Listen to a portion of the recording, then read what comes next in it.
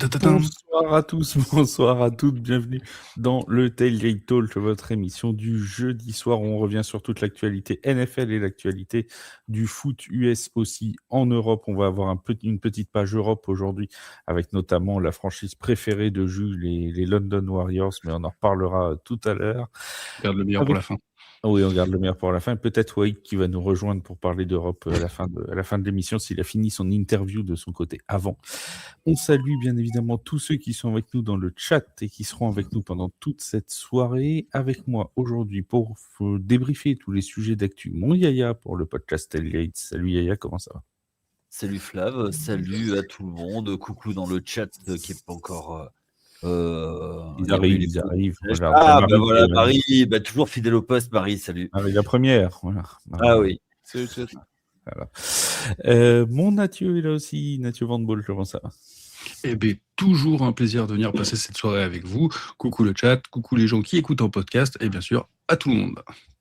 Mon Jus Spring Football News, salut Jus, comment ça va? Salut, ça va bien tout le monde. Et l'invité du jour. L'invité mystère, présente-toi. Présentez-vous, monsieur. C'est pour ça qu'il a une casquette et des lunettes pour pas qu'on le reconnaisse. C'est ça. Mais salut à tous. Je suis boss, entre guillemets, du Couch Corner Club. Donc voilà, une chaîne NFL. Donc voilà. Merci pour l'invitation. Il n'y a pas de quoi. Et vous pouvez aller suivre, bien évidemment, Twitch, YouTube. Il y a YouTube aussi. Hein. Ouais, il y a Twitch, il y a YouTube, il y a les réseaux Instagram, il y a la TikTok. Enfin, voilà. Il y a tout. Il y a tout. Vous allez suivre, vous trouvez facilement Coach Corner Club. Et vous allez trouver très facilement la chaîne. Alors aujourd'hui, on a 4 sujets au programme, les amis. Alors d'abord, il faut petit effet. On va changer la photo de fond. Regardez sous vos yeux ébahis. Le chat, vous êtes prêts? Attention, suspense. Attention. Alors là, ceux qui vont l'écouter en podcast, vous ne verrez pas. Vous irez sur YouTube. On va vous le décrire. Voilà, et regardez. Alors c'est Yaya. C'est Yaya qui est en train de faire un tailgate. On reconnaît Vince qui fait du chili de bison quelque part dans l'affaire. Voilà. Là, juste à gauche avec la veste bleue. C'est ça. C'est une nouvelle image. Ah non, c'est une chaise. Une nouvelle image, ça nous fait un petit peu ambiance tailgate. On a l'impression d'être sur un parking de NFL. C'est très sympathique. Bon, bref, voilà. C'est comme quand on s'amuse d'un rien. Hein. C'est ça qui est beau. Oui. En parlant de s'amuser d'un rien, on va parler des Colts pour commencer avec Anthony Richardson. Je vois que ça fait plaisir aux gens. Moi, Richardson, je peux en parler. Ils maîtrisent leur enthousiasme. On ne sait pas qui a choisi les sujets. Comme d'habitude, vous allez avoir dans le chat des petits sondages. Alors, j'ai fait à chaque fois au moins 3 propositions. Comme ça, vous allez pouvoir choisir. Ce ne sera pas juste oui ou non. Et la première question qu'on va se poser, que je vais vous poser, on va la mettre déjà ici. Anthony Richardson aura-t-il encore une chance en NFL? La question qui vous est posée dans le chat, c'est Anthony Richardson a-t-il encore sa place en NFL? La réponse 1, oui, plus que jamais. La réponse 2, non, plus du tout. La réponse 3, oui, mais après un passage en UFL. Voilà. Comme ça, c'est pour Jus. D'ailleurs, j'ai passé les sujets de l'émission à un pote et j'ai fait Get Ready to Learn UFL Buddy à propos de Richardson. Attends, Wake, je crois qu'il n'est pas encore le sondage. Attends, le sondage arrive. Voilà mon Wake. On a dû mettre ça en 3, Get Ready to Learn UFL. Le sondage arrive et maintenant vous pouvez taper 1, 2 ou 3 dans le chat et ça va normalement sous vos yeux ébahis. À la fin, il y aura un tirage au sort et vous gagnerez un répondeur de Yaya Mahomes. Pour la semaine prochaine, tu pourrais mettre réponse D, Obi-Wan Kenobi. Voilà, alors du coup, tu peux revoter parce que ça n'a pas marché la première fois. Donc, n'hésite pas à remettre un petit 3. Mon Yaya, Anthony Richardson, oui, non. Est-ce qu'il mérite encore sa chance? Je rappelle juste un petit point de contexte parce que c'est important. Il a demandé un trade, il a demandé à partir des Colts à cette intersaison. Au début, il ne s'est pas présenté aux entraînements non obligatoires. On rappelle que c'est des entraînements non obligatoires. Et puis finalement, début de semaine, c'était toujours pas obligatoire, mais il est de retour dans les installations des Colts. Faut-il y voir finalement un petit retour en grâce d'Anthony Richardson à Indianapolis? Retour en grâce, il a fait sa tête de cochon surtout. Faut pas oublier une chose, c'est que quand il était à Florida, c'était il y avait des histoires de Covid encore à l'époque. Il a quasiment pas joué. Il a été drafté en 4e choix sur un énorme potentiel. il a fait son premier match, il a vu un mur, il a foncé dedans. Il a été blessé, il a tout le temps été blessé. Il s'est fait prendre la place la saison dernière à l'entraînement par Daniel Jones. Daniel Jones que beaucoup ici insultaient et disaient que c'était... Non, c'est pas notre genre. Non, T'es le premier, c'était toi notre chef. Alors moi, pas du tout. C'est le joueur préféré de ma fille, donc s'il te plaît. Non, Indiana Jones. Ouais, et puis Oui. c'est quand même... Daniel Jones, il a dit oui. Moi, je l'avais en fantasy. Et tu rigoles, mais jusqu'à mi-saison, globalement, il est dans la liste pour le MVP. Hein. Jusqu'à Ah, la mais bye clairement. week, ouais. Ah, mais oui. Non, mais après, voilà, le truc, c'est que Anthony Richardson, il manque beaucoup d'expérience et que oui, il a un gros potentiel, mais le potentiel, ça suffit pas, quoi. Il faut autre chose. Il a un potentiel physique. Le talent, Oui. c'est autre chose. Oui, Ah bah, encore, il se blesse tout le temps. Hein. Le problème, c'est que, tu vois, c'est comme ce que je disais.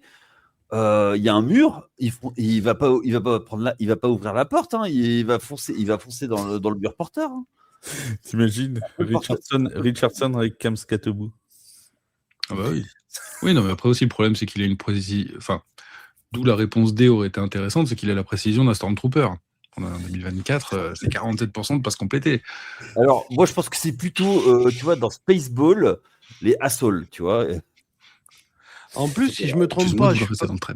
suis pas un expert NCA, mais sa hype, elle vient du fait qu'il a fait une seule grosse saison en universitaire, si je me trompe pas.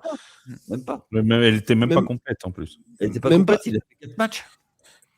Oui, oui, c'est ça. En Donc, 2022, il fait 12 matchs. Il a un bilan de 6-6. Il lance 2500 yards pour 17 touchdowns, 9 interceptions. Il en rush 600, il en met 9 au sol aussi. Et il fait un gros combine. C'est un mec qui a fait un énorme combine surtout. Donc voilà. c'est le ça- Lamar Jackson du SDF, quoi. Enfin, je veux dire. Ouais, alors, non, on m'a dit de me calmer, mais je veux dire, en vrai. Non, c'était imagé, c'était poli. Hein. Non, ça va, c'était poli. C'est une trompette que personne ne veut aujourd'hui. S'il y a une équipe qui mise sur lui aujourd'hui, c'est what. Enfin, Le Cam Newton de Wish, on a dans le chat. Et encore, c'est une insulte pour Cam Newton. Je veux dire, et pourtant, hein, Cam Newton, c'est pas non plus. Mais oui, c'est ça. C'est globalement, c'est ce genre. Oui, pardon. Non, mais il est pas ouf, quoi. Enfin, je veux dire, je comprends même pas. C'est comme Trellens, c'est des mecs, je comprends même pas ce qu'ils font en limite encore dans la NFL, quoi. Après, De toute façon, ça s'est bien vu. Personne n'est allé le chercher et il est revenu la queue entre les jambes à l'entraînement des Colts. oui. La question aussi, c'est est-ce que dans cette NFL-là, dans la NFL moderne, tu as Anthony Richardson, c'est un bloc physique, mais il faut le polir avant d'en tirer quelque chose. Tu vois. Est-ce qu'on a encore la patience dans cette NFL-là d'attendre 2-3 ans qu'il se polisse et qu'il arrive à faire quelque chose? Et j'en suis vraiment pas sûr pour le coup. Ah non, clairement pas. Là, sa seule chance, c'est qu'il fasse QB2 dans 2 équipes, un peu à la Sam Darnold, tu vois, passer par sa phase de comment dire, tout ce qu'il fait le désert. C'est tout, c'est Et puis Carolina. croiser Brock Purdy qui lui insuffle le don, et puis voilà, tac, on retrouve un Anthony Richardson métamorphosé. Il y a Wade qui nous dit à Green Bay, sauf que Green Bay maintenant, ils ont Tyrod Taylor. Non oui, ils ont pris Taylor. Oui. Mais le vrai problème qu'on n'a pas évoqué, c'est que il pue l'immaturité quand même. Est-ce que il est capable d'être un backup sans, en faisant une compétition saine et pas en s'abonnant la planche du starter? Ah bah, ça tu vois, on dirait d'apprendre. Hein. Ouais, ça, mais est-ce que tu vois, il dit ouais, moi j'étais choisi 4e, j'étais 4e choix de la draft, j'étais titulaire dès le début, voilà, j'ai fait ça à Indiana et je mérite une place de titulaire, tu vois. Parce que moi, là, quand même, vu ce qu'on a vu justement, non. Oui, là, je pousse en ça, je fais. Ouais, mais le nombre, mais tu sais, c'est toujours le même problème. À coacher les excellents joueurs, c'est pas un problème. C'est ceux qui ont un décalage entre leur niveau et ce qui y sont quoi. Le truc, c'est que quelque part, il est aussi dans la bonne franchise parce qu'on n'a quand même pas une certitude de fou sur le poste de quarterback chez les Colts cette année. Tu sais comme moi, mon Yaya, que la blessure de Daniel Jones, ça peut être compliqué de revenir derrière, tu vois. Non, Donc, mais surtout que c'était à la base. Enfin, il cumule quand même DJ. Hein. bah oui, Entre le cou, les croisés, le coude, enfin. Ouais, mais il est toujours là. donc, Oui, mais parce que lui, pour le coup, c'est un vrai professionnel. Et de C'est un toute façon, gars après, qui on l'avait est dit, câblé, hein. tu vois, il sort de Duke. Hein. Duke qui est pas que un programme sportif. Hein. Pour rentrer à C'est Duke, surtout un programme basket, hein. Duke. Oui, tout à fait. Mais il y a aussi quelques joueurs de temps en temps de football américain. Mais tu vas Duke de là-bas, Bourgogne. exactement. Super. C'est ce que j'appelle Et de toute façon, on l'avait dit, là, le premier tour échangé contre Sauce Gardner, soit ça allait marcher, ça serait du génie, soit ça allait être raté. Ben voilà, c'est raté. Hein. Non, mais après, on va pas revenir sur ce trade. Mais mais du coup, avec la blessure de Daniel Jones, tu te retrouves dos au mur. Ah bah oui, mais c'est l'essence même d'un pari. Un pari, ça peut être Bien sûr. extrêmement gagnant. Et J'ai pas dit si le ça marche contraire. pas, ben voilà. Pour Ouais, moi, mais là, c'était- qui va signer un mec je veux dire, c'est pas la truite la plus oxygénée du ruisseau, et il a le niveau à la passe de dire Marcus Russell. Je veux dire, il y a un moment donné, il faut être lucide, comme tu dis, sur ses capacités, se remettre dans le rang, faire attention et travailler. Et en vrai, là, il a plus qu'à croiser les doigts pour espérer être backup dans une équipe où le titulaire va se péter et d'avoir le bon truc au bon moment avec les bons receveurs, le bon coach. Mais en vrai, il a le niveau pour aller jouer en première division française, et puis c'est tout. Faut arrêter les conneries à un moment donné. Bon, alors, peut-être un peu plus haut quand même. J'ai beaucoup de respect pour la première division française. Hein. On salue nos amis d'Afterfoot, mais là, quand même, je le vois un peu mieux qu'au Centaure de Grenoble, quoi. Tu vois. Ouais, mais il serait content, les Centaures de Grenoble, de l'avoir. QB2 à Grenoble. QB2 à Grenoble. Derrière Nathan Valentia. Non, mais tu vois, comme dit Wex, je pense que c'est vrai qu'en vrai, on connaît pas son niveau, parce que pour le coup, tu vois, j'aime bien le sondage, parce qu'en fait, j'aurais pu répondre autant 1 que 3, j'ai répondu 3, parce que c'est marrant avec l'UFL, quoi. Mais c'est vrai que moi, je pense qu'il a encore sa chance cette année. Partout où il y a UFL, il vote pour. Ouais, mais en fait, mais je suis le premier à dire qu'il viendra pas en UFL. Je vais expliquer pourquoi.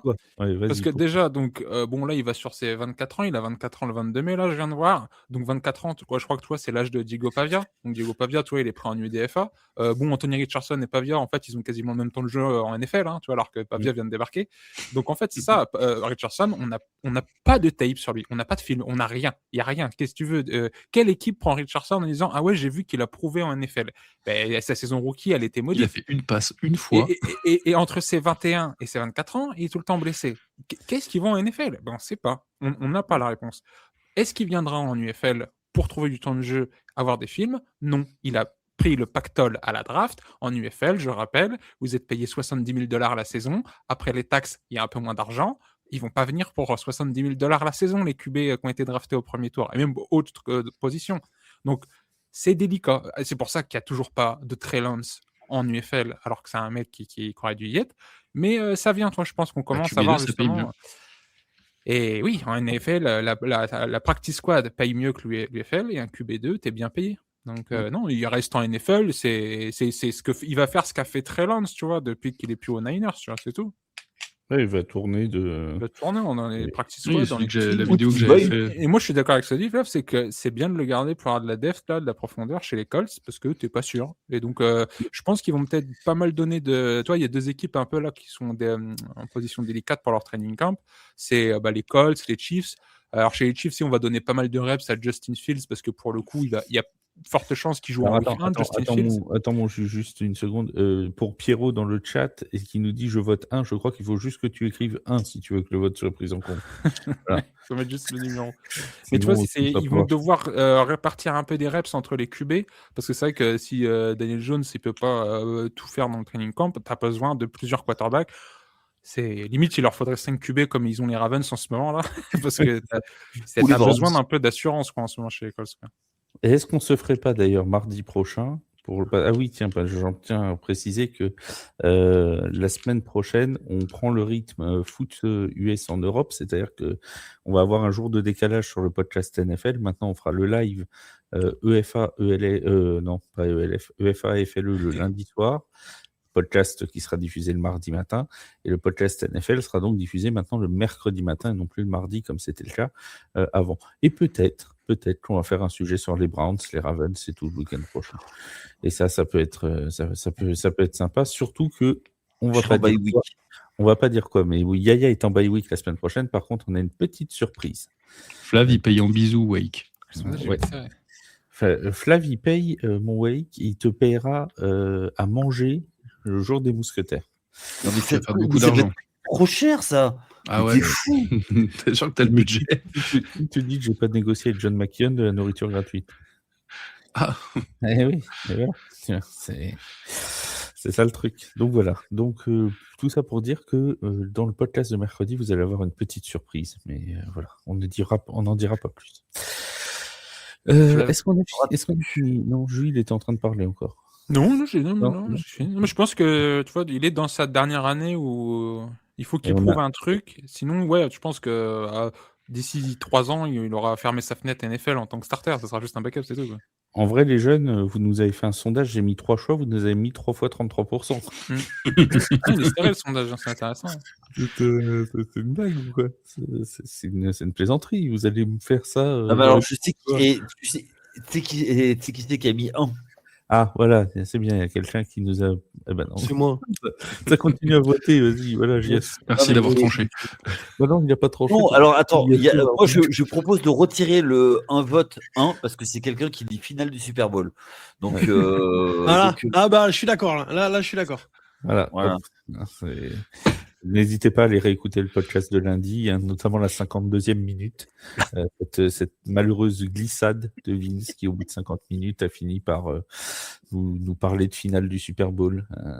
Impardonnable. Hein, c'est pour ça qu'il est évidemment exclu de l'émission du jour. Hein, ça ne pouvait pas être. Pendant un temps, j'allais sur les lives de Mathieu là, quand il faisait sur TikTok, et dès qu'il y avait des mecs qui parlaient comme ça, à chaque fois ça m'amusait. C'était un tunnel pendant un quart d'heure où je les chambrais. Ah bah le pauvre Vince, ça fait 4 jours. Ah bah ça se fait pas. Finale du Super Bowl, ça se fait pas. Voilà, c'est criminel. C'est criminel. Enfin bon. Lui, en fait, il veut parce qu'on lui a proposé un pilori et du coup, c'est pour ça qu'il y est allé.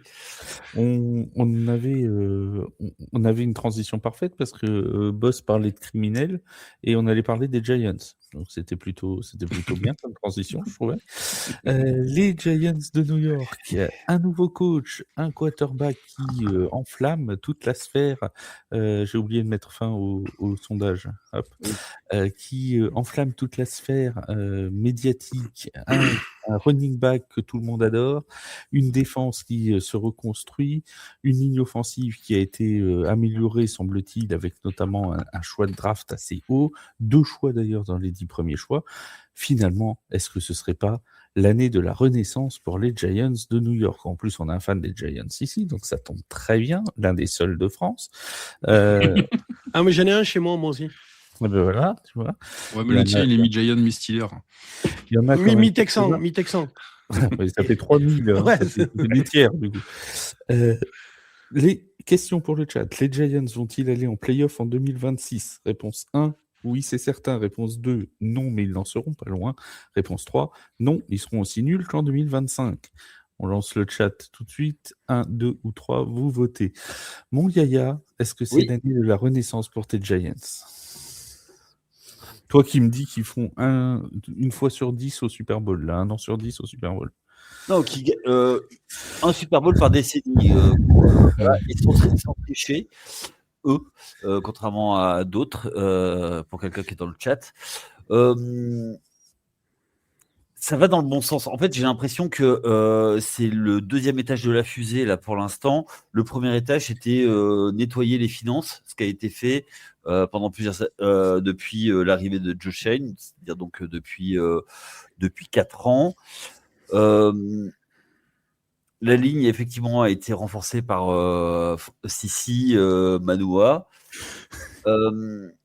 La défense a été un chantier prioritaire, donc l'année dernière avec des defensive backs, Hollande et Adebo. Maintenant, on continue à mettre des jeunes là-dessus. La défense risque d'être très solide. Et après, en attaque, tu as parlé effectivement de Cam Skateboom, mais moi, je pense surtout à Malik Nabers, qui va revenir, donc qui est vraiment le go-to guy, plus Isaiah Likely en tie-end. Donc, on va voir ce que ça va donner. Moi, j'attends de voir ce que ça va donner Jackson Dart en année 2. C'est dans le bon sens. Playoff, ce serait bien. Le problème, c'est que dans la division, elle est extrêmement compliquée, extrêmement compétitive. Les 4 équipes vont se tirer la bourre. Je ne sais pas s'il y en a 3 qui vont sortir. 2 peut-être, et avoir la deuxième possibilité, ça va être un peu... Il y a Wade qui nous dit qu'ils vont dans le bon sens, mais ils roulent en sens interdit.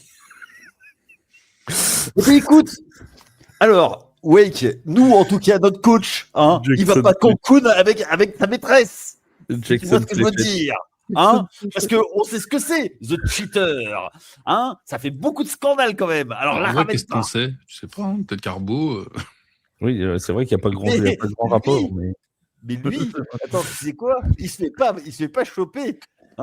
Donc, pour le moment, oui, parce que Brock Purdy, c'est son fils visuellement et personne n'a fait le rapprochement.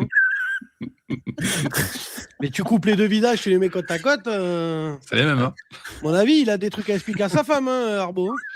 D'ailleurs, s'il faut un film sur la jeunesse de Jim Harbaugh, pour moi, il faut prendre Brock Purdy. Ah oui, tu veux prendre biopic, tu t'emmerdes pas. Tu prends Brock Purdy, quoi. Alors, il y a Vince qui disait dans le chat qu'il y avait une grosse marge entre mon numéro 2 et mon numéro 3 dans le sondage. En fait, entre non, ils en seront pas loin et non, ils seront comme en 2025. On rappelle qu'en 2025, c'était 4 victoires. Donc là, ils en seront pas loin. Ils seront à aller, on va dire, à 7, 8 et 7, pas qualifiés. Ouais. À plus de 6, disons. Je vais pas non plus mettre tous les bilans possibles. Tu vois, je vais pas faire 17 je te dis, tu devrais mettre 10 possibilités de réponse. Oui, peut-être, oui, pourquoi pas, oui, je sais pas. Tu vois. Oui, à moitié. Et ça varie. Ça serait difficile de refaire comme en 2025, sachant sur le papier à quoi ça ressemble actuellement. Si le training camp, la post-saison, ça se passe bien, il y a une bonne dynamique qui s'enclenche, quelques victoires tôt dans la saison. Allez, moi, c'est le 2 qui est intéressant. Ils en seront pas loin. C'est possible d'en être pas loin parce qu'il y a ce qu'il faut pour faire ça, tu vois. Donc, bonne chance déjà. Ouais. Oui, déjà, et puis il y a le calendrier. Alors, on va parler après de la constitution du calendrier, mais le calendrier ne sera pas aussi rude que l'an dernier. L'an passé, il y a beaucoup de défaites, de très peu de points. Et dans le 4e quart-temps, parce que la défense est exténuée, parce que l'attaque était vraiment très mauvaise et qu'elle a été décimée. Donc, il joue la NFC West. Ouais, mais moi je suis pas si. FC Sud. Il joue la NFC West et la FC Sud. C'est la totale différence de skill. Quoi. La question, c'est ça. Non, mais là-dessus, qu'il soulève une bonne question. C'est est-ce que Skateboom, est-ce que Jackson Dart vont être capables de finir les saisons aussi? Parce que c'est quand même des joueurs qui ont un jeu à risque. La O-line des Giants, même si elle a été quelque peu renforcée, notamment là avec la draft, le 10e choix de draft, est-ce qu'elle est déjà de nature à protéger assez efficacement Oui, mais qu'est-ce qu'il a ramené à Harbaugh de Baltimore? Un joueur clé. Patrick Ricard. Oui, un fullback. Après, vive les fullbacks, il n'y en a pas assez dans la ligue. Et en plus, ils lui ont donné le 45. Là, franchement, respect des génies. Tu prends le concept John Harbaugh plus grosse défense, normalement, l'équation, ça fait play-off à la fin. Surtout qu'en plus, ils ont donné le budget à Harbaugh pour faire une défense, parce que sur le papier, c'est la défense la plus chère. Oui. On rappelle qu'ils ont ramené Reader, il y a 2 jours, l'ancien des Lions de Détroit sur le front 7. Ils ont perdu Dexter Lawrence, mais après, voilà, il y a la question de la division. La question de la division, c'est pas piqué des hannetons quand même. T'as les Eagles, t'as les Cowboys, t'as les Commanders. Du gaz. Et non, mon way, c'est le concept du débat, c'est qu'on donne des points de vue contradictoires, tu vois. Si on dit non, ils sont nuls, bon on passe à la suite, c'est 2 minutes d'émission, tu vois. C'est ça le truc. Mais de toute façon, vu comment il fait ses prévisions, Wake, merci. Non, mais en plus, moi j'ai déjà dans sa tête sa réaction. Quoi? Non, moi je pense que Wake il nous aurait dit de toute façon, vous voulez savoir quoi? Vous voulez savoir? Vous voulez savoir? Les Molosses vont gagner par 10 points. Molosses par 10 contre les Black Panthers. Molosses par 10. Voilà. Mais, enfin, en tout cas, moi perso, je suis hyper hypé par cette équipe. Je dis pas qu'ils vont aller remporter le Super Bowl. Pour moi, ça peut se qualifier en playoff. Après, est-ce que ça ira plus loin? Je sais pas, je pense pas. Mais voilà, la défense, ça se renforce. T'as quand même des joueurs qui font envie, que t'as envie de voir jouer. Voilà, Jackson Dart, Malik Nabber, Cam Skattebo, Patrick Ricard personnellement, parce que ça me fait très rire. Donc voilà, cette attaque, elle fait envie. Et puis Arbo, tu sais que c'est pas manchot. Je finis, Yaya, s'il te plaît. Et Arbo, voilà, on sait que c'est pas un manchot. Il a fait quand même du bon travail aux Ravens, parce qu'on parle beaucoup de Tomlin, mais il faut pas oublier que derrière aussi, il y avait Arbo qui a tenu aussi une aussi longue longévité. Donc voilà, moi je suis très très curieux. J'ai vraiment hâte de voir ce que va donner cette équipe des Giants. Alors il y a Axel Dolphins qui nous dit, perso, je vois bien les Giants à une fiche de 8 victoires. Donc ce serait limite playoff, peut-être un peu bas, playoff, mais pas très loin. Ah, mais pour moi, de toute façon, c'est ça. C'est soit, en fait, ça va jouer sur ça. Soit ils se loupent de pas beaucoup, soit ils prennent. Parce qu'après, ils n'ont pas le calendrier le plus compliqué. Hein. Il y a Vince qui nous dit 6 victoires. Commanders, Cardinals, Browns, Saints, Titans, Colts. Alors déjà, je peux te dire que là-dedans, il y a les Saints qui gagneront évidemment pas parce qu'ils gagnent jamais contre les Saints, mais autre chose surtout, à mon avis, moi je mets au moins 1 ou 2 victoires de division, tu vois, parce que la NFC Est, de toute façon, l'an dernier, ils en ont pris une contre les Eagles. Hein. Alors moi, je vous dis là maintenant, les Giants vont aller en playoff parce que Wake a dit qu'ils n'iront pas. Il a affirmé, donc maintenant on est sûr, les Giants seront en playoff, vous verrez. Et Jiasu, il a voté 8 dans le chat. Il n'y a pas de réponse 8. Ah, 8 victoires. Oui, 8 victoires. 8, réponse 8. Alors, en fait, c'est ça que tu aurais dû faire. Combien de victoires et mettre 17 16 Combien de victoires et je mets 16 réponses. Boss, on l'a pas entendu sur les Giants. Tu les vois où, toi? Moi, je suis comme Mathieu, je suis très hypé parce que alors bon, c'est ma DA, mais il y avait longtemps que j'avais pas vu une équipe de Golemont pareil et j'adore le style. Je veux dire, le coup de checker l'arbitre quand l'arbitre il lève les bras pour le touchdown de Jackson Dart l'année dernière, moi ça m'a éteint, mais vraiment je veux revoir ce genre de mec. Je trouve qu'ils ont une fraîcheur. Le Cam Skattebo, franchement, il est ravagé du citron. Je veux dire, en fait, c'est Dumber et Dumber de cette équipe et je veux les voir aller loin juste pour ça. Tu sais, c'est comme quand Zapata, tu vois, le cirque Zapata, il passe dans ton quartier. T'as envie d'y aller.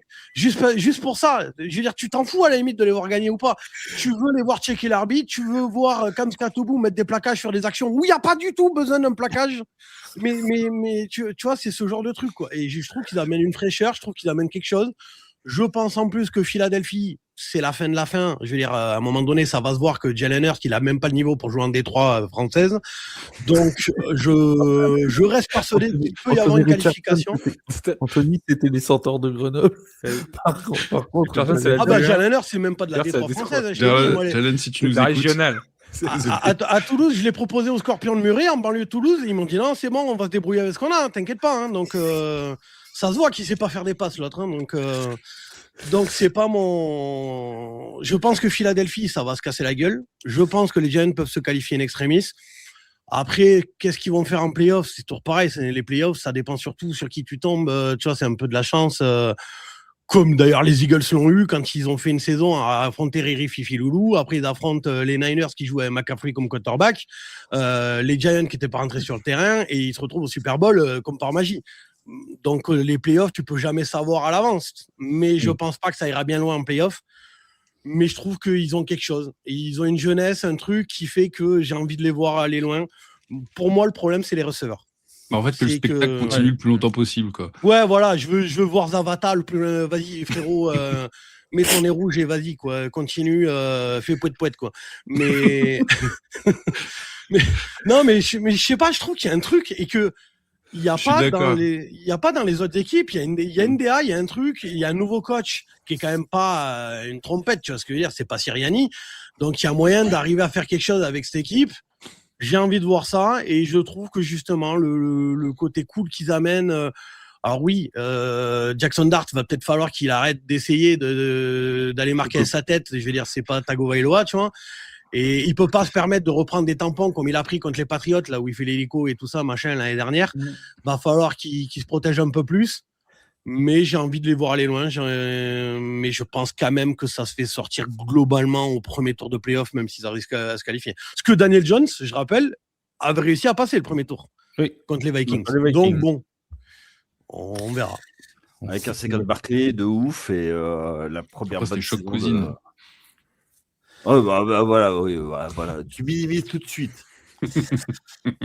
On a, non, après, je rappelle qu'il fait quand même une passe. Je sais pas si vous en rappelez, parce que quand même pour moi c'est Daniel Jones. La passe dans le dos qu'il fait à un moment donné, il fait une chistera. Enfin, je veux dire, les chisteras en football américain, ça arrive pas tous les 4 matins. Franchement, pour du Daniel Jones, je me suis dit, il a fait le match de sa life. Hein. Et on le reverra sûrement plus jamais faire un match comme ça, quand même, qu'on soit bien clair. Hein. Non, mais après, sur les receveurs, je suis pas forcément d'accord avec toi parce qu'il y a Malik Nabers, on va voir comment il va revenir. Et il est tout le temps pété. Ouais, bah, il a fait 2 saisons et il a fait une commotion et des croisés. Donc, après, c'est votre pelouse, le problème. En même temps, quand tu lances le ballon qu'à lui, à un moment, forcément. Non, mais cette année, il y a Mooney qui est arrivé. Ils en ont pris un à la draft. Ça devrait c'est quand même. Tu le sens en 10 ans quand même, non? C'est quand même pas le genre de receveur le plus explosif de la NFL. Tu le sens en 10 ans. On a Darnell Mooney qui est arrivé. Ouais, mais jusqu'à maintenant, Harbaugh, il a fait sa carrière sans forcément avoir des receveurs flambant neufs. Une de ses cibles à Dar, ça va être Likely aussi. Hein. Likely, c'est un gars, j'aurais rêvé à voir aux Patriots. Toi, Jack, dans la draft, je suis deg que les Eagles, ils ont pris Eli Stowers, parce que pareil, toi, si on n'avait pas Likely, je voulais Stowers. Donc bon, c'est tout. Mais non, c'est tout. Il va avoir des cibles, je pense quand même. Va falloir justement construire. C'est l'année où tu construis pour les saisons à venir. Carbo, il aime bien le jeu au sol. Hein. Ouais, non, mais voilà, en plus, ça, là, il y a ce qu'il faut avec Skatebout, tant qu'il se pète pas le crâne. Ouais, mais attendez, les gars, vous parlez de Skatebout, mais je suis pas sûr que ce soit ça va être en comité. Il y a aussi Tyrone Tracy. Oui, non, mais bien sûr, mais c'est parce que Cam Skatebout, c'est le phénomène en ce moment. C'est pour ça qu'on en parle. Il nous a tellement fait kiffer. J'imagine quand il y aura Patrick Ricard qui va lui ouvrir des boulevards. Ah, mais c'est ça aussi, il faut prendre en compte. Et Skatebout fait vendre des billets. Hein. Et des maillots. Et des maillots. Hein. Non, mais c'est ça aussi. Attends, on est chez les Giants, on est à New York, c'est quand même une scène où il y a une dynamique storytelling, mais qui pète le plafond. C'est là aussi, justement, que ça fait parler. Et puis que si ça marche bien pour eux, tant mieux. Quoi. Mais parce que, bon, face aux Jets, il n'y a pas grand-chose à faire pour prendre le. Moi, je pense que la mentalité new-yorkaise, vraiment col bleu, tout ça, machin, c'est surtout. On s'en fout que tu gagnes ou pas. L'important, c'est surtout ce que tu montres et que tu donnes tes tripes. C'est surtout la façon dont, exactement. À la limite que tu perdes, c'est pas. Mais au moins, vas-y quoi. C'est pour ça qu'ils ont kiffé aussi vite Cam Skatebout, je pense. Oh, oui. Et même c'est l'ADN Knicks que toi, dans le basket, c'est ce truc-là, très new-yorkais quoi. C'est-à-dire que c'est pas grave si tu perds, mais par contre, on veut voir que tu as tout donné. Non, mais ce qu'on veut pas, c'est des starlets qui. Ils vont sur un bateau. Qui jouent pas. Faites pas de photos sur des yachts, les gars. Voilà. C'est pour ça que des mecs comme Aaron Rodgers à New York, non. Enfin, tu vois, ça marche pas. Enfin, c'est pas l'ADA. Et du coup, au budget, on en est où? On en a parlé, c'était pas le sujet de l'émission 1 ou 2, ça au budget. L'émission 1 ou 2. Mais Yaya, toutes les semaines, veut qu'on en reparle. Alors, c'est le moment. Vas-y, mon Yaya. Ils ont besoin de financement, c'est pour vendre les maillots. Vous voulez pas Stephen Diggs, là, maintenant qu'il est dispo? Et il est question, hein. Il est question, Stephen Diggs. Ah oui, non, mais il y a un monde. Ça m'étonnerait pas. C'est quoi, Raiders, Giants, et puis... Ouais, mais le problème, c'est que lui, il faut qu'il joue pour payer les pensions alimentaires. Hein.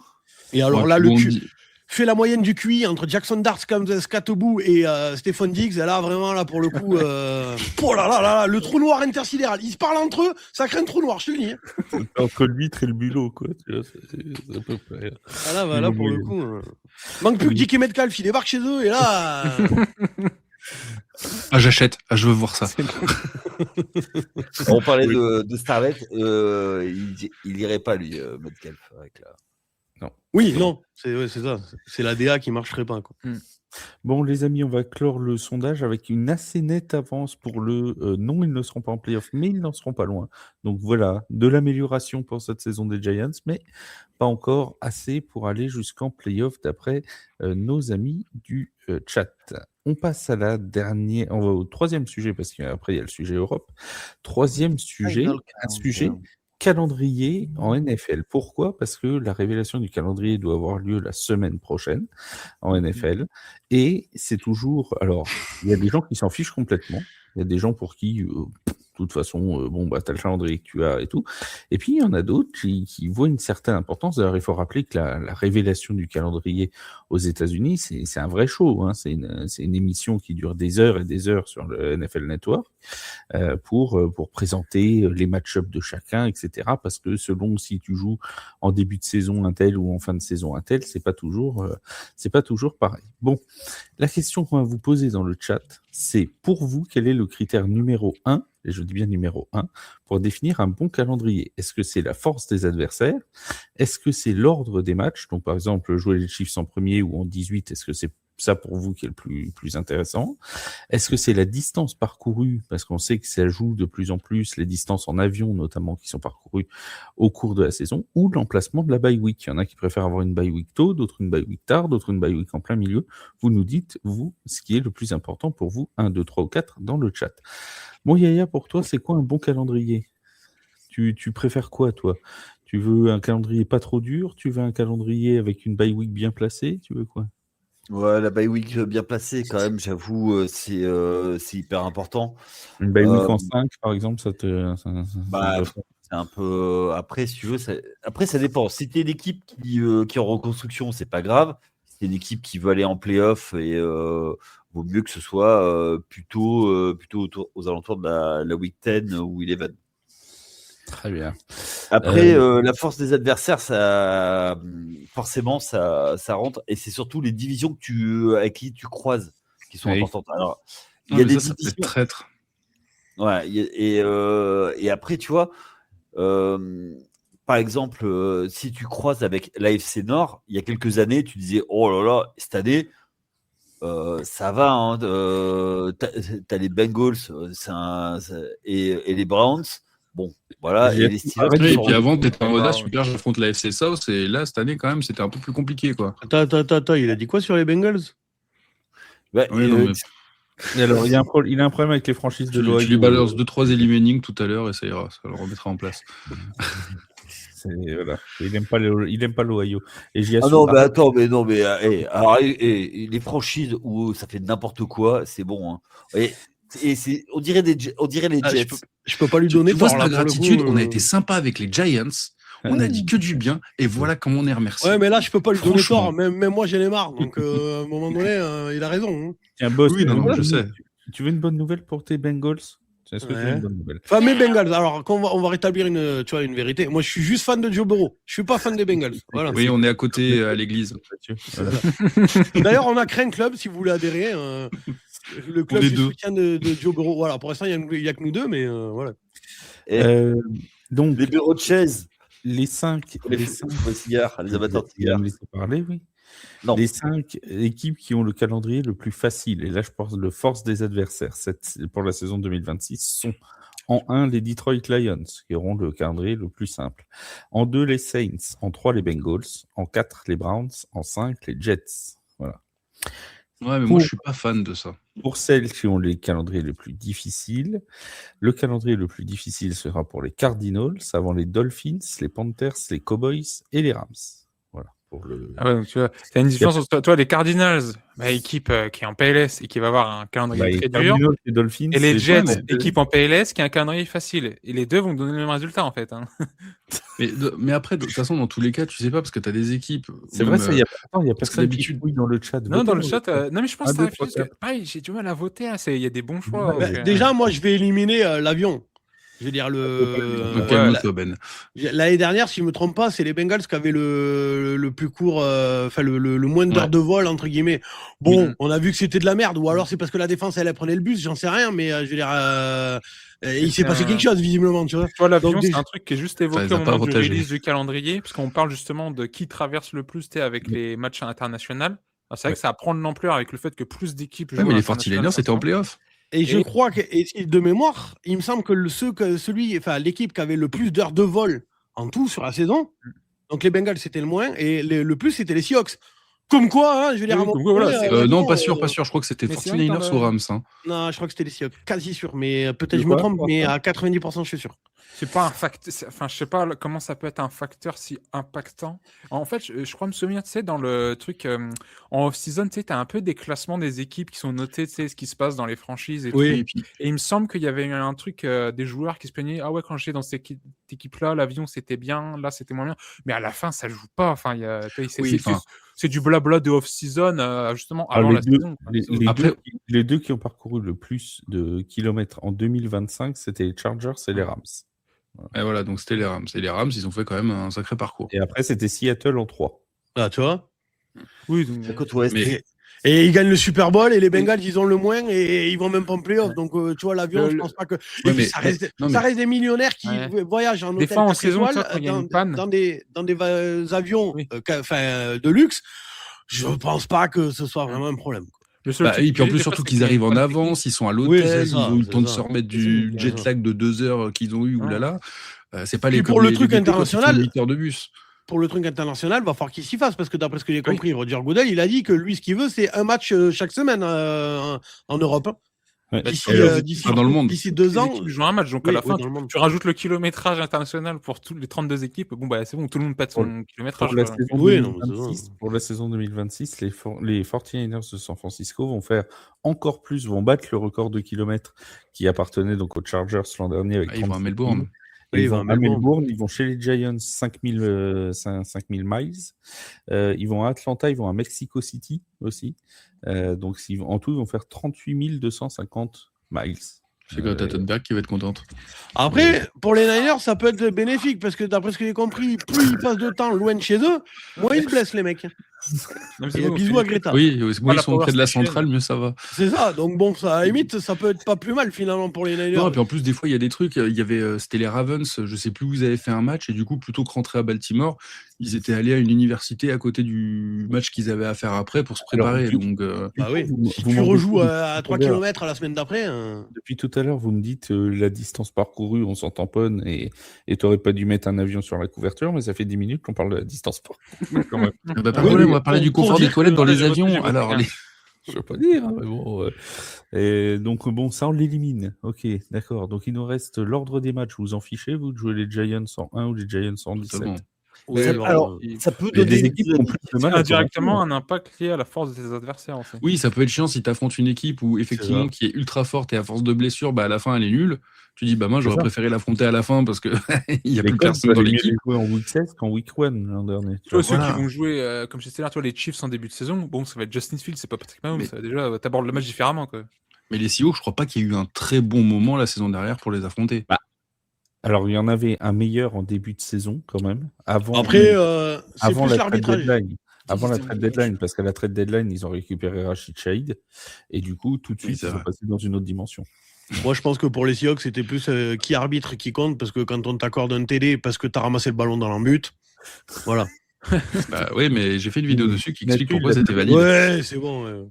T'as fait une vidéo aussi sur qu'il n'y a pas d'interception sur le Bronco Bills. Bon, hein. Oui.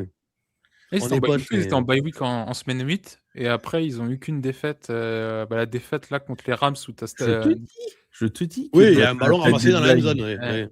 Après la trade deadline, tu vois, Rachid, il n'y a pas de mystère. Hein.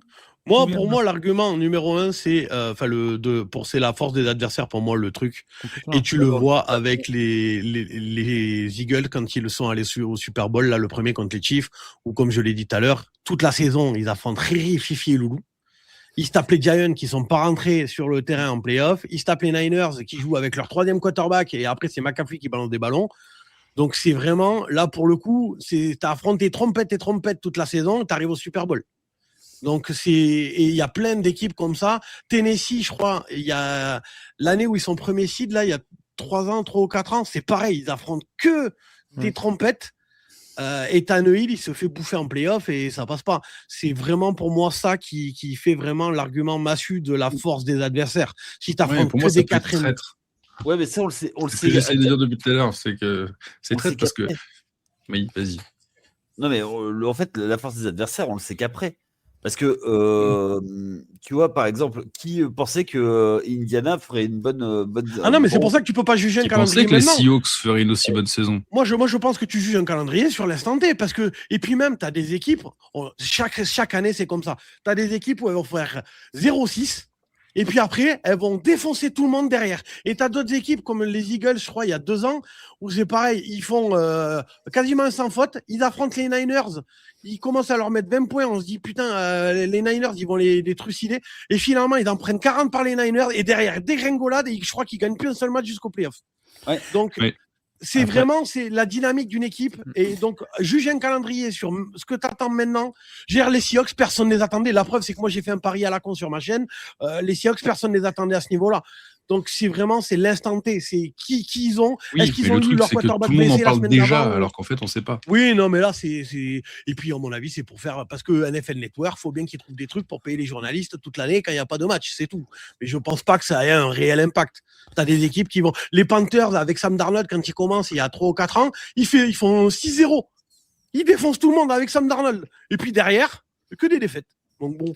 Après, l'an dernier, si tu prends les calendriers les plus faciles, t'avais quand même les Patriots et t'avais les Broncos qui étaient dans le top, tu vois. Donc, il y a aussi. Oui, mais c'est ça, les par Patriots, contre- d'ailleurs, tout le monde leur disait, il y avait des mèmes avec les Bah oui. Simpsons ou je sais pas quoi, Oui. où tout le monde leur disait, vous avez affronté Riri Fifi Loulou, faut doser, les gars. Ouais, c'est ça. Alors, juste un petite stat, les amis. Donc, l'an dernier, officiellement en 2025, c'était les 49ers qui avaient le calendrier le plus facile. Ils se sont donc qualifiés pour les playoffs. Par contre, en 2024, c'était les Saints.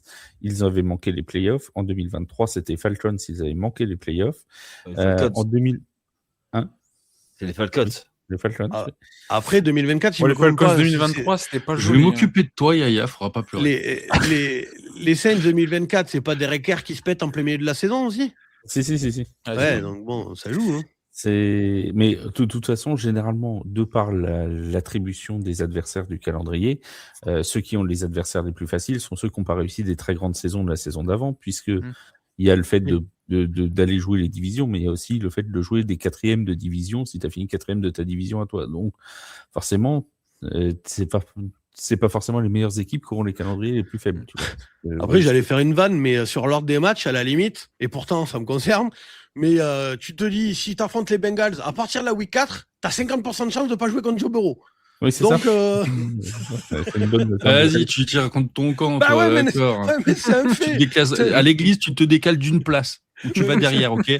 C'est un fait. Si tu affrontes les Bengals en week 1, tu dis on va jouer Joe Burrow. En week 2, tu descends un peu. Et puis week 3, week 4, globalement, week 5, tu as 80% de jouer. Ouais, mais de attention, chance de week jouer- 16, il peut revenir. De jouer Joe Flacco contre Joe Flacco. Et attention, Ah ouais, attention, Joe Burrow, Joe Flacco, quand même, hein. Joe Burrow, il est capable de se blesser en pré-saison. Hein. Oui, Il a déjà oui, fait, hein. bon, ouais. Ah bah ça, oui, pareil. Non, mais alors, les risques de QB1 en pré-saison, là, non, mais c'est n'importe quoi. C'est pas faux. Bon, les amis, en tout cas, la révélation du calendrier aura lieu cette semaine. Alors, je sais pas si la date est tombée. J'ai vu qu'il y avait 12, 13, 14, mais je sais pas si. Ça va être jeudi ou ce week. Non. Non, normalement, c'est mercredi ou jeudi. Bon, enfin, Et là, on l'attend surtout aussi pour nous, pour le match en France. et on l'attend pour savoir qui joueront les Saints. On sait pas. Ah, il y a un On suspense sait rien. intenable. Ah, On vraiment, sait pas la là, date, on sait oh là là. rien. On sait pas que c'est le 25 Je crois qu'ils ont un octobre. casque orange. Je crois. Les Bengals, Ils ont 25 QB. Les Browns, les Ravens. Ah non, ils sont pas en. Non. Ils sont plus. les Broncos. Syracuse. Syracuse. Les Tennessee. Clemson. Non, c'est pas ça. Clemson non plus. C'est Dalton. Bon, allez, on verra bien, en tout cas. On fait un petit point EFA, FLE avant de se quitter, notamment Jus, mais les autres, vous avez le droit, bien évidemment, de réagir. Juste avant de parler de notre ami de la franchise de Londres, un petit mot sur André Carter, qui vient d'arriver chez les Mousquetaires de Paris. C'est le dernier import américain des Paris Musketeers pour l'année prochaine. Un joueur qui est passé notamment par l'université d'Indiana, qui a aussi fait des camps chez les Jaguars de Jacksonville et chez les Bengals de Cincinnati. Voilà, comme ça, c'est Il a vu Saint-Jean. Il a vu Saint-Jean. Faut que je le touche. Il a peut-être saqué Joe Burrow. Ah, faut que je serre la main, là, c'est bon. Oui, s'il était au Bengals, il a peut-être saqué Joe Burrow. Ça se trouve. On lui demandera son avis sur les infrastructures des Bengals.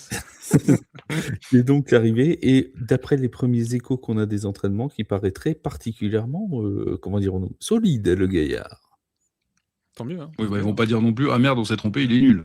Alors, après, les appareils américains, c'est souvent. Le rapport vient pas des mousquetaires. Après, en lui-même. Globalement, c'est ce que les Niners ont fait avec Trey Lance au bout du deuxième match. Donc, donc voilà. Donc ça te semble bien, mon jus? C'est bien. Non, mais comme je dis, tu vois, c'est toujours. On le voit, le recrutement, toi, de Paris cette année, c'est beaucoup de joueurs français qui ont une expérience au Canada, et c'est aussi quand même aller chercher des Américains qui ont un certain CV. Alors, bien sûr, elle n'a pas été titulaire en NFL, mais quand tu as fait de la practice squad ou du camp d'entraînement en NFL, tu connais la vitesse de la NFL, quoi. Donc, tu peux. On le voit en D1, on le voit en UFL, on le voit à différents niveaux, on l'a vu en ELF. T'amènes des mecs qui ont cette expérience, tu vas jouer plus vite, tu vas jouer mieux. Il va jouer pour Del Rio. Je pense pas que dans sa carrière il avait coché la case jouer pour Del Rio à Paris. Non, c'est dans son bingo, je pense. C'est intéressant, et c'est vrai que ça a l'air d'être un sacré D-line, et puis tant mieux pour la ligne, quoi. Ouais, justement, même la ligne, j'ai l'impression ils l'ont bien renforcé avec de l'expérience universitaire aux États-Unis, tout ça. C'est très intéressant ce qu'ils sont en train de construire. Moi, je m'attends à ce qu'on joue assez rajeunissement de l'équipe et vitesse. En gros, c'est ça pour moi. Pour moi, façon de parler, attention, on retrouve les mousquetaires d'il y a 2 ans, mais peut-être encore un peu plus au-dessus, tu vois. Un peu plus de peps que la première saison avec Edwards, tu vois, disons. Et beaucoup plus solide, du coup, sur les tranchées. En tout cas, on va avoir une défense qui était déjà bonne, hein, la défense de Paris l'an dernier. S'il y a bien un truc qu'on peut rien dire, c'est la défense des mousquetaires. Des meilleurs. Et t'as Del Rio qui est là pour te la coacher, quoi. Oui, en plus. C'est un peu comme le Arbo plus bonne défense. Là, c'est Del Rio plus bonne défense. Généralement, ça se passe plutôt pas trop mal. On rappelle 2 choses. La première, c'est que donc il y aura un podcast global sur l'EFA et la FLE lundi soir. On sera même en live où on vous présentera toute la saison des Mousquetaires et des Paris Slides. Et autre événement important pour les Mousquetaires, le 15 mai, donc vendredi prochain, l'ouverture de la saison, 19h30, un match du côté de Francfort. Voilà, ce sera l'ouverture à 19h30, donc à ne pas manquer, c'est à Francfort, mais évidemment, le match est diffusé gratuitement sur YouTube, comme les autres matchs de l'EFA. Pour la FLE, mon cher Jus, hein, c'est très bonne nouvelle. On a enfin une franchise à Londres et on sait qui c'est. Oh oui, c'est arrivé. Au final, oui, on savait déjà un peu qui ça allait être, hein, parce que la franchise avait été annoncée, je crois de mémoire, le 2 mars. Et donc là, j'ai tweeté 65 jours plus tard, on connaît enfin le nom. En fait, on le connaissait le lendemain, hein, depuis mars.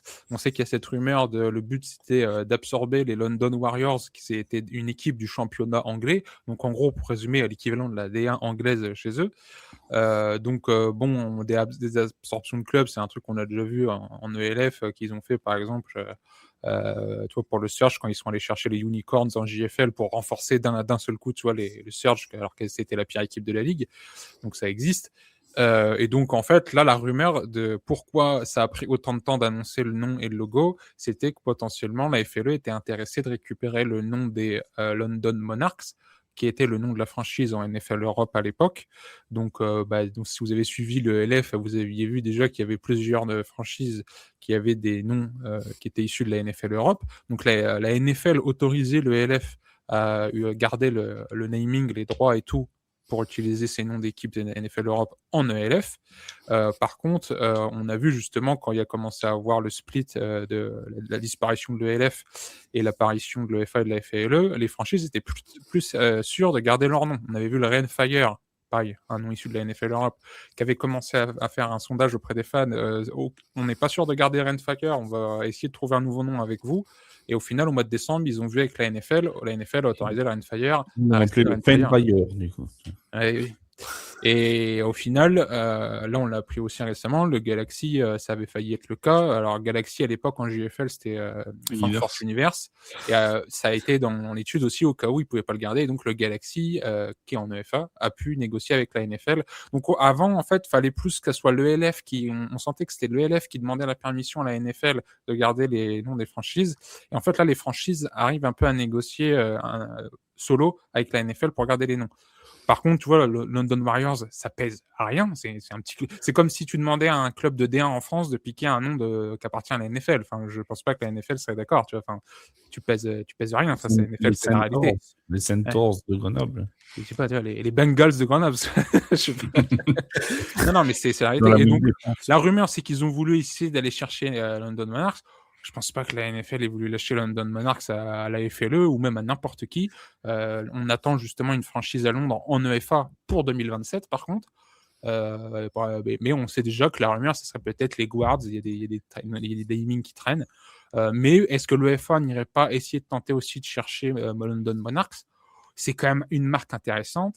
Et une rumeur folle, ce serait que la NFL ne veut pas larguer London Monarchs parce que peut-être que d'ici 5, 10, 20 ans, qui sait, il y aura enfin une franchise à Londres et garde ça dans leur tiroir.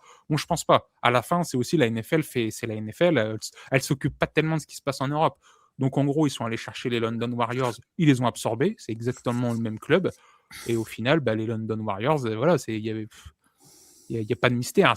Pour moi, le reveal, il arrive en fait tardivement parce qu'il n'y a aucun engouement. Je lisais justement des fans des avis de fans anglais, il n'y a aucun engouement. Il y a zéro hype sur les London Warriors, quoi. Après, je trouve ça mieux London Warriors que Monarch. Oui, après, je comprends qu'il n'y a pas d'histoire, quoi. Enfin, non, mais il n'y a pas d'histoire parce qu'au final, quand on t'annonce, on va créer une franchise, on l'annonce en mars, et entre mars et encore début de semaine, tu savais pas qui était le coach, le QB. Là, 99% de l'équipe reste à dévoiler. Après, est-ce que ça en parle? Enfin, je veux dire, tu vois, comme nous en France, les mousquetaires, t'as les créateurs de contenu qui ont été là pour en parler. Parce que s'il y avait eu personne, ça se trouve, tu vois, ça aurait peut-être pas eu le même impact. Demain, je vous dis, est-ce que vous voulez regarder un match London Warriors contre Vienna Vikings? Enfin, je pense pas, parce qu'en fait, Vienna Vikings... Non, mais par contre, si la cote est bonne, je parie sur les Vikings. Ouais, ils vont gagner 70 à combien, quoi? Est-ce qu'ils vont mettre un touchdown? Ouais, mais après, il en est où, le football après, t'as des bons joueurs en Angleterre, hein.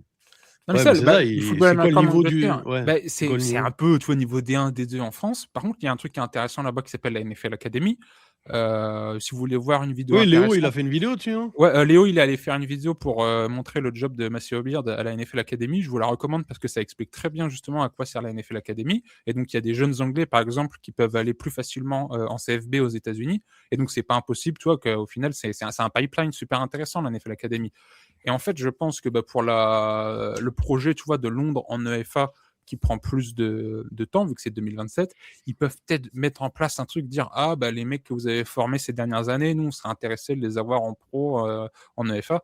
Alors que là, tu absorbes des mecs qui étaient des niveau D1, niveau D2, enfin, c'est pas grand-chose, quoi. C'est pas des mecs qui vont arriver du jour au lendemain et rivaliser contre le Rhein-Fire, contre les Vienna Kings, même contre l'équipe des Panthers en Pologne. L'équipe des Panthers, il n'y a pas de souci, elles peuvent battre l'équipe des Alpine Rams, elles peuvent battre Paris, enfin, c'est... Les nouvelles franchises en AFLE, le niveau de compétitivité, il va être assez faible comparé au reste de la ligue, malheureusement. Parce après, un NFL, quand tu as une extension, c'est la même chose. Hein. C'est toujours, tu vois, moi qui suis l'UFL, justement, quand tu as le Spring Football, quand tu as des franchises d'expansion qui sont des rajouts, en fait, tu prends dans les player pools, genre l'UFL, ils traquent plus de 3000 joueurs à l'échelle des États-Unis, puis le jour où ils ont besoin de créer une nouvelle franchise, ils prennent les mecs qui ont joué un peu à droite à gauche et tout. Enfin, c'est même pas un problème qui se pose, le player pool aux États-Unis, quoi. Alors qu'en Europe, tu peux pas dire, je prends une équipe là. Et ça a été le problème de l'ELF, c'est de grandir trop vite et de réduire le niveau de compétitivité. Les 3 premières saisons étaient pas mal. Les 2 dernières, 2024-2025, la compétitivité s'est effondrée. Les matchs sont devenus trop prévisibles. Et en fait, c'est là où tu as du mal à vendre ton produit. Est-ce que tu veux suivre une ligue où on sait déjà que la finale, c'est Rhein-Fire Vikings en EFL? Alors qu'en EFA, la finale, tu sais pas ce que c'est. Hein. Ça va être très compliqué d'aller en finale en EFA. Non, après, Rhein-Fire et Vikings, ils profitent justement d'avoir des années et des années, d'avoir vraiment la population locale qui les suit. Après, d'après ce que j'ai compris, le football aussi en Allemagne, du fait des bases américaines et tout ça, a 60 ans d'avance sur le football européen en général. Communauté. Quand tu voyais il y a quelques années, tu avais le match Rennes-Fire Sea Devils, ça remplissait un stade. Hein. Et puis là, tu vois, tu as la saison JFL qui va commencer. Et la JFL, c'est un gros championnat aussi en Allemagne. C'est quoi ça, la JFL? La German Football League. Ah, d'accord. Tu vois, le LF aurait jamais existé s'il n'y aurait pas eu un championnat assez compétitif comme la JFL. Parce que la JFL, c'est une ligue qui s'est professionnalisée chez eux. C'est une très bonne ligue. On le dit pour rien, mais pourquoi au fait c'est populaire? Parce que le rugby n'est pas autant développé en Allemagne que dans d'autres pays en Europe. Donc tu veux faire du sport de contact, tu regardes du football américain, du fait de l'historique des bases américaines et tout ça, tout le travail là. Ah, mais c'est parce que les mecs sont devenus bons au football américain, quoi. En fait. Ah, mais parce que oui, c'est clairement, moi j'ai toujours pensé que les pays d'Europe qui ont une grosse culture rugby n'adhéreront jamais au football américain. Ouais, non, c'est autre chose. Jamais. Produit culturel différent. En Angleterre, en Irlande, en France, en Écosse, Pays de Galles, ça peut du côté de l'Est, mais pas en Europe. Nous, on est content quand il y a un Français ou deux chaque année qui fait un NFL IPP ou qui peut espérer être undrafted, tu vois, comme Jeffrey Mbella. Les Allemands, bon, ça fait quand même 10-15 ans qu'ils envoient régulièrement des mecs soit être draftés au 7e tour, des UDFA, beaucoup en NFL. Après, puis t'as beaucoup de joueurs français. Comme on l'a dit tout à l'heure, il y a aussi le fait que, je veux dire, ils ont eu des parents, voire des grands-parents qui ont été coachés par des Américains qui ont, enfin, c'est la culture à un moment donné. Quand De Gaulle, il a foutu toutes les bases américaines dehors, il a enterré le football américain 60 ans plus tard. Hein. Et en fait, t'as un pays qui est l'Autriche qui suit une bonne trajectoire de développement. Et en fait, le modèle que la France peut suivre, que l'Espagne pourrait suivre et que l'Angleterre aussi, c'est de faire comme l'Allemagne et l'Autriche, mais à leur niveau culturel, quoi. Après, pour atteindre un niveau de compétitivité intéressant. Et là, le gros problème, c'est que on sent que ça va être très difficile d'avoir deux ligues qui coexistent en même temps. Si les Américains le font pas avec le spring football, il n'y a pas de raison que ça marche en Europe, surtout quand tu es un sport de niche. Et puis là, je trouve que tu es dans une fenêtre, même si tu vois, s'il y a la trajectoire JO avec le flag et tout, là, il y a la Coupe du Monde de soccer. Il y a d'autres sports, il y a tous les qualifs justement pour les JO. En plus, les calendriers, ils sont l'un sur l'autre. Les calendriers se croisent. Je pense que peut-être. Et puis attends, déjà là pour le premier match à Paris des Lights le 30 mai, déjà tu vas tomber en concurrence avec la finale de la Ligue des Champions de Paris. Ouais, non, mais c'est une ligue, la FLE, qui n'a pas encore annoncé comment on peut regarder les matchs, à la différence de l'UEFA. Là, l'UEFA, c'est un coup de maître qu'ils ont fait dire la saison, c'est gratos, les gars, sur YouTube. Ok. Après, là, il y a eu un post pour la FLE où justement tu pouvais. Alors, non, mais si tu veux, ils ont fait une vidéo, ils sont en train de tester la production sur les stades là, des Vikings, mais ça fait un moment qu'on sait qu'ils ont annoncé ça il y a peut-être 2 mois dans un communiqué, la manière dont ils allaient produire, mais comme l'UEFA. Mais encore que quand les mecs, ils savent pas encore où vont jouer les lights et comment installer le matos, putain, t'es arrivé le jour J et tout, tu dis, moi j'avais fait ça en pré-saison chez les Vikings et je peux pas le reproduire chez les lights ou dans le petit stade de 700 places des Florence Red Lions. Non, mais c'est tardivement, c'est là, ça va être difficile. Et moi, je pense qu'à la fin, il n'y aura plus qu'une ligue et qu'en 2027, on va se retrouver avec une ligue. On verra bien, puis voilà. Moi, je pense que ça va couler dès la première année, oui. De toute façon, il y a les 2 ligues pourraient couler parce qu'au final, personne fait de pognon et puis l'argent rentre pas, on ferme boutique. Et le coup de YouTube, je peux comprendre qu'il y a des gens comme vous qui soient hypés parce que du coup, il y a les matchs gratos. Moi, je reste persuadé que c'est pas un coup de maître, c'est que personne ne veut des droits. Non, donc, mais la réalité, c'est ça. Donc, personne ne veut acheter des droits. Il y a aussi ça, mais après, il y a l'intelligence de se dire voilà, on a fait le sujet la semaine dernière, mais il y a aussi l'intelligence de se dire, justement, comme personne ne veut les droits, on le met gratuit, on le met à disposition de tous pour dire, l'an prochain, regardez, on a fait 7 000, 8 000, 10 000 sur certains matchs. Mais ils jouent tout là-dessus. C'est-à-dire que si ça se foire des chiffres, c'est finito. Là, de toute façon, le but, c'était déjà de ne pas s'effondrer post-fermeture de l'ELF. Au final, scénario catastrophe, il y a 2 ligues concurrentes. Maintenant, c'est de voir laquelle va survivre à cette année pour être encore là l'année prochaine. Mais c'est vrai que les deux. Elle est sur une vision à long terme, tu vois. On fait une année gratos sur YouTube pour ensuite essayer d'attirer du monde qui va acheter les droits. Alors que la FLE, je suis pas sûr qu'il soit sur une vision aussi long-termiste. Mais le championnat allemand, il est un plus haut niveau. Championnat allemand, si tu veux, niveau compétition, ça ressemble à ce qui se faisait en ELF. Toi, les tops équipes ELF étaient un peu du niveau, mais plus sur les 3 premières années, disons. Après, le ELF était largement au-dessus de la GFL, quoi. Mais regarde, quand on allait chercher Jalen Anderson à Paris pour remplacer Zach Edwards, Jalen Anderson, il avait dominé la GFL pendant 3 saisons. La JFL arrive à recruter des Cubains américains qui sont encore plus balèzes que ce que tu as dans les ligues fermées en fait en Europe. Après même en France, tu prends les Black Panthers aujourd'hui, c'est meilleur que certaines équipes de l'ELF de l'an dernier, tu vois, très clairement. Oui, il n'y a pas de souci. Oui. Les Black Panthers des dernières années. Ils auraient explosé les Mercenaries à n'importe quel moment de la saison. Les Black Panthers, pour moi, sur les 3 dernières années, ça bat les franchises comme Cologne Centurion, Helvetic Mercenaries. Pourquoi ils vont pas alors les Black Panthers? Parce que c'est les tickets d'entrée en ELF, c'était des trucs comme 2, 3, 4 millions. Il faut arriver avec de l'argent, il faut investir. Okay. Et le ELF, au final, là, tu lis justement. Il y a un projet l'année prochaine. Tous les GM et les propriétaires des franchises en EFA, en FALE, au final, depuis des mois, là, ils font des reveals dans les podcasts tous les semaines à dire comment ça se passait en ELF. Mais tu apprends que le ELF, c'était très mal géré et que des mecs qui sont arrivés en 2021 comme le Rheinfire, non, le Rheinfire, c'est 2022, parce que 2021, c'était la première saison comme le Galaxy. En fait, ils voyaient déjà qu'il y avait des problèmes. Ils savaient qu'à court terme, 3, 4, 5 saisons, il y allait avoir des problèmes. Bon, ça a fait 5 ans, ça s'est effondré, quoi. Parce que, en fait, le LF a fait de la merde.